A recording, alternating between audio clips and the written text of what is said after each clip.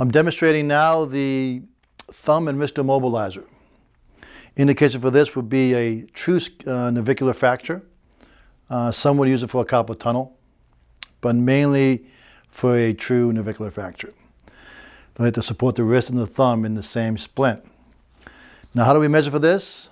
Again, I take my 3-inch elastic bandage, place it in the middle of the hand. Now, if the thumb is incorporated in that, 3 would be fine. But if it was not, then I would size up to 4. But I find on her hand, 3 would be okay. My length would be from the PIP joint, coming down, again, 2 inches distal, or 3 fingers from the antecubital. This is my measurement. Coming to my dispenser, pull it out. Now again, remember you pushed it back in, but still measure from the end. That's where you last cut it now. Okay, providing this is soft. Make sure that's soft. Cut it off close to the box.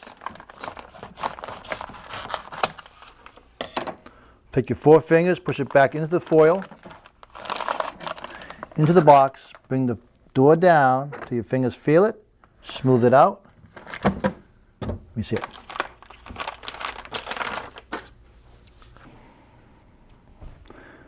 Stretch the edges and stretch. Again, as an option, you can open up the double-faced tape and cut that away if you like. But we find the stretching work just as well. Back to the PIP joint. Now what I do here, I'm going to bring this arm down here. Then right here in the west base of the thumb, I make a little pinch. Again, you can use your pen and mark that. Okay. Here's my pinch. I'm going to come from the center of the splint, turn, make an oblique cut down to that pinch. Okay. Now what I want to do here, now I need a length to get the thumb involved. I don't need all this for the fingers. So what I'm going to do now is just remove this corner at an angle of the palmar crease. Just leaving my thumb here. And now again, because I created fiberglass edges here, I'm going to stretch the padding over my fiberglass. Stretching. Again, this is all done dry now, remember. Okay, now you see all this fiberglass on the edges here? Now, the padding won't stretch sideways, okay, only lengthwise. So to protect the patient from this edge, you want to open this up. Expose the fiberglass and just remove the edge that will be touching the patient. Just cut that off, okay? See that? Nicely padded here. Now, but looking here, see how narrow that is? I've sort of weakened it now. But the piece you just cut off, reinforce that. Close it back down. Now wet your splint. It's 3 inch, so I'm just going to come down the middle. Fold. Push that through. And then roll it up in your towel. Squeeze.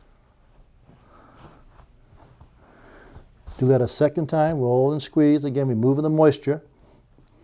You don't want these splints going on too wet. Now placing my splint on the patient. Remember, here's the MCPs, okay? That's why I cut it at an angle.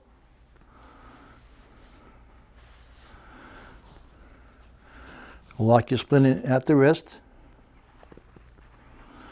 So capture my splint. I come through the west space here, just like the volar splint we tend to do. And now, here's my wrist immobilizer. Now taking this piece here, come around the thumb and chase that with your bandage. Come around, down, towards the elbow. 50-50 coverage. Pulling on the splint, relaxing on the patient. Pull, pull, relax and roll. Pull on the splint,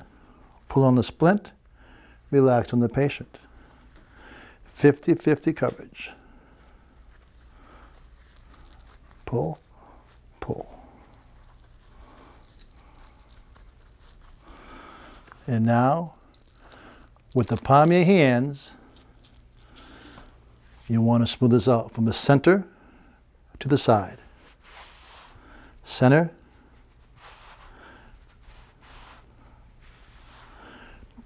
center to the side, center to the side. And noticing here, one hand holds, the other one molds. Okay? Avoid traumatizing the patient, squeezing it. Stabilize your patient.